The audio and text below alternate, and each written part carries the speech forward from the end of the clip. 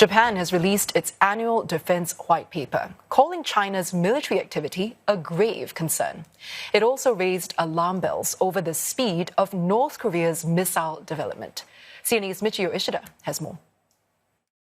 The white paper highlights the increasing presence of the Chinese military around Japan in the past year, such as near the disputed Senkaku Islands, which China also claims and calls Diaoyu. Japan says the Chinese military aircraft violated Japanese airspace for the first time in August last year. And in September, a Chinese aircraft carrier sailed close to Japanese waters. The white paper notes that Beijing held drills frequently around the Taiwan Strait, very close to Japan's Yonaguni Island in 2024, in a move seen as aiming to boost its combat readiness. China and Russia's joint drills around Japan are seen as a concern too, and another sign of the increasingly severe and complex security environment. The white paper says North Korea's level of threat has risen, pointing out that Pyongyang has launched hypersonic missiles. In response to growing security threat, Japan has launched a new command to better integrate its ground, maritime, and air forces. The country is also upgrading its standoff missile capability. Japan's defense budget is expected to rise to 1.8% of its GDP this fiscal year. The increased defense expenditure from about 1% is part of then Prime Minister Fumio Kishida's national security strategy announced in December 2022. But it needs to recruit more personnel. Japan's self-defense forces recruited only 10,000 out of a targeted 15,000 personnel last year. Prime Minister Shigeru Ishiba has introduced new benefits and allowances to attract more recruits. Michiyo Ishida, CNA, Tokyo. Well, Japan's defense white paper has ruffled the feathers of neighbors, China and South Korea. The Chinese Foreign Ministry says the document clings to a mistaken perception of the country.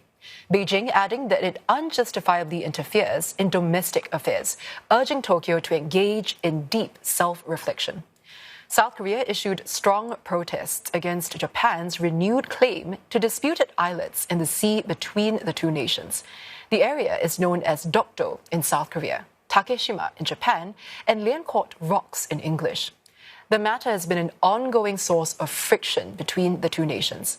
Since 2005, Japan has been asserting its territorial claims over the islets in its defense white paper, even as South Korea maintains a small police detachment there. Now, Seoul's foreign ministry has called for the immediate withdrawal of Tokyo's, I quote, unjust claim, and warned that it will respond sternly to any provocations. The foreign and defense ministries have summoned officials from the Japanese embassy in Seoul to submit their protests. Japan has kept a phrase identifying South Korea as an important neighboring country in its defense white paper. Now, it was first included last year, widely seen as recognition of the efforts taken to improve bilateral ties. Earlier, CNA spoke to Stephen Nagy, who is a professor of politics and international studies at International Christian University. And he takes us through what Japan is trying to say to China and the United States in its defense white paper.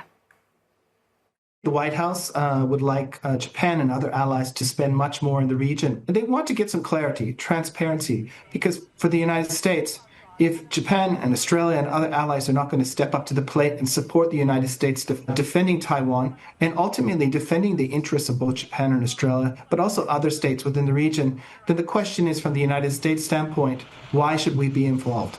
And, that's the cold calculus of the Trump administration has moved away from, those concrete security guarantees that previous administrations have given without those partners giving the same concrete commitments to helping the United States on some of the challenges within the region. And I think that is the key message that Japan is sending to the United States, while at the same time sending a message to China that it hasn't deviated from the one China policy, that it encourages peace and stability across the Taiwan Straits. And ultimately, the question of Taiwan and China needs to be decided by the Chinese people and the Taiwanese people themselves through peaceful dialogue. And in that sense, the white paper is a message for the United States and for China that Japan is willing to commit to its own defense, to helping the United States, but also preserving peace and stability within the region and preserving the one China policy.